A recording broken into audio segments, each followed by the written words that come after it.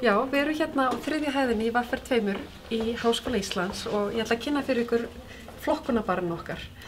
Og hérna erum við að flokka rusl og ef við byrjum hérna í rauða barnum, þar hendum við öllu skilíkjaldsumbúðum, dósum og plastflöskum.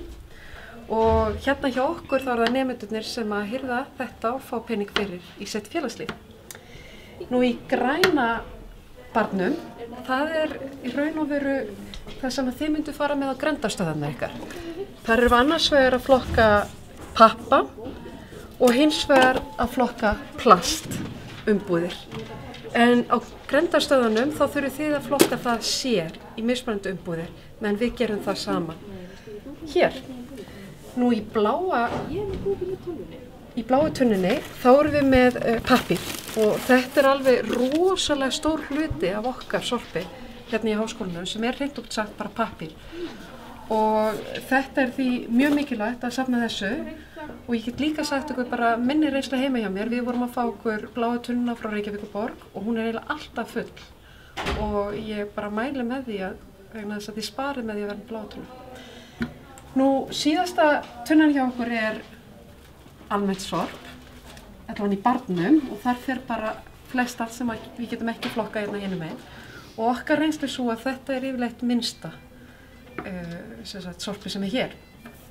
En svo langar mig að sýna ykkur hérna smá nýsköpun sem í gangi. Eftir við hófum flokkunarbarina þá kom mikill vilji fyrir því að við tækjum þetta skrefinu lengra og farum líka að flokka lífrænt.